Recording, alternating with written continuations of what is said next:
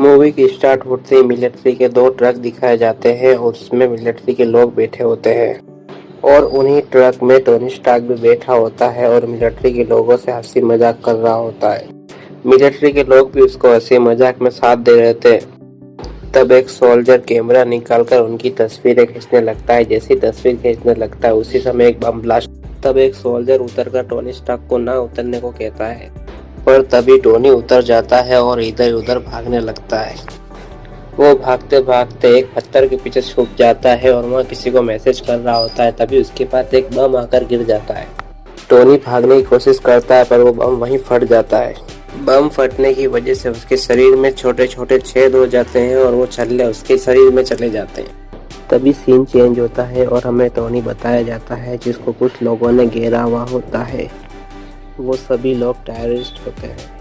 तब scene change होता है और 36 घंटे पहले का टाइम बताया जाता है।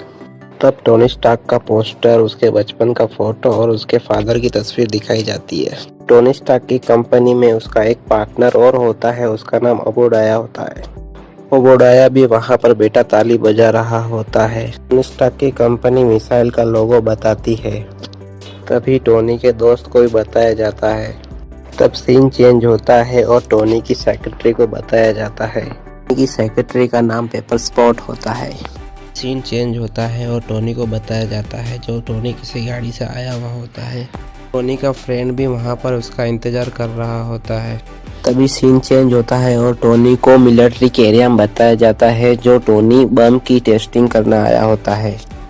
वो गाड़ी लेकर जाने लगते हैं। वहां पर अचानक बम ब्लास्ट हो जाता है। तभी दूसरे सीन में बताया जाता है कि कुछ लोग टोनी के चेस्ट में कुछ चीज लगा रहे हैं। तभी टोनी की आंख खुल जाती है और वो देखता है कि वो किसी बैटरी से कनेक्ट है।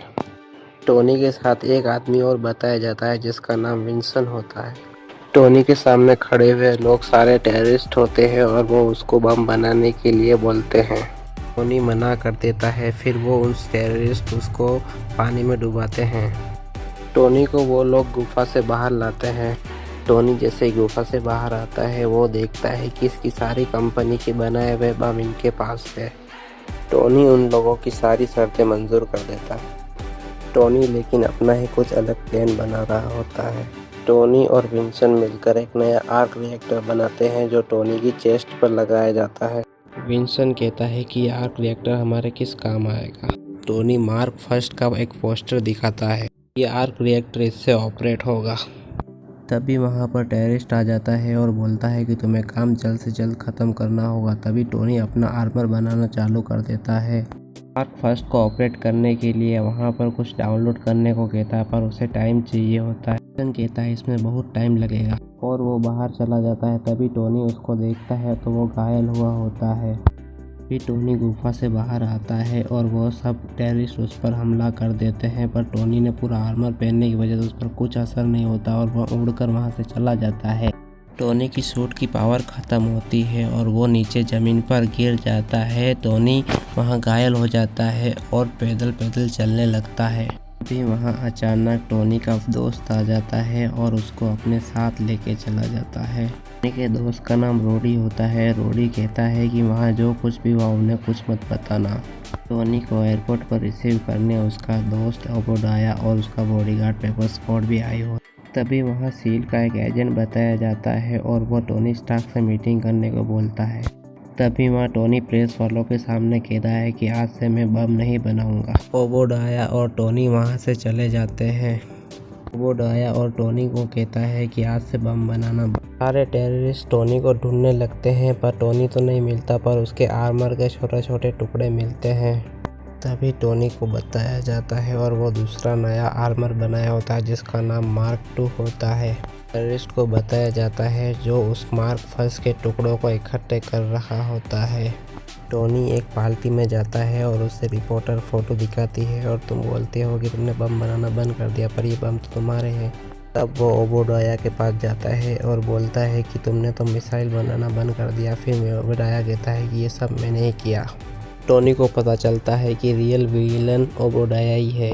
टोनी टीवी में देखकर वहां मार्क 3 को तैयार कर वहां से उड़ जाता है जहां सारे टेररिस्ट होते हैं और वहां जाकर उनकी अच्छी खासी धुलाई करता है। सब पर हथियार से गोलियां चलाता है, उसको मारता है। टेररिस्ट किसी को मैसेज कर रहा होता है, तभी टोनी हाथ डालकर उस टेररिस्ट को पीछे फेंककर उन लोगों के हवाले करके चला जाता है।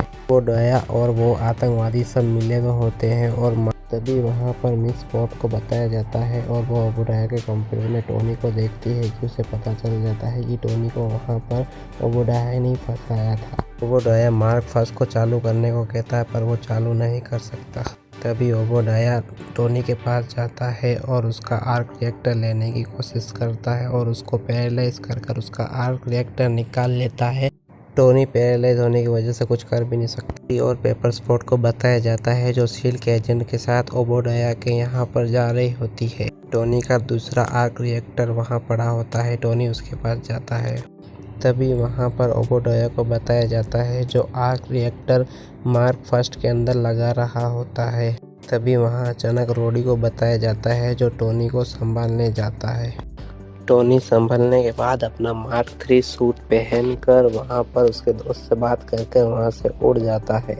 दूसरी ओर शील्ड के एजेंट को बताया जाता है जब मार्क फर्स्ट के सूट को देखता है, पर तभी मार्क सूट पर लाइव आ जाती है और वो पेपर स्पॉट के पीछे पड़ जाता है। मार्क फर्स्ट के अंदर ओबेडाया होता है और वो पेपर स्पॉट को मारना ही होता है। उसी वक्त टोनी स्टार्क आकर ओबेडाया को मारता है। पेपर स्पॉट को कहता है कि अपना एक बड़ा आर्क रिएक्टर है, उसको तुम पावर्स बढ़ाकर सब उड़ा दो। पेपर स्पॉट को कहती है कि तुम बटन दबाओ। वो बटन दबाती है, उस वजह से वहाँ बड़ा ब्लास्ट होता है और वहाँ पर टोनी स्टार्क साइड में हट जाता है। इस वजह से मार्क फर्स्ट में ओबेडाया मारा जाता है और वहाँ पर बहुत बड़ी बिजली चमकती है। इतने बड़े झटके की वजह से टोनी भी वहाँ पर बेहोश हो जाता है। अगले दिन पेपर स्पॉट बताई जाती है और शील्ड का एजेंट भी बताया जाता है कि आपको ये बोलना है कि आपके सूट के अंदर रोबोट था, पर टोनी ये कहता है कि आई एम आयरन मैन। तभी वहाँ पर सारे रिपोर्टर्स खड़े हो जाते हैं और मूवीज़ यहीं ख़त्म हो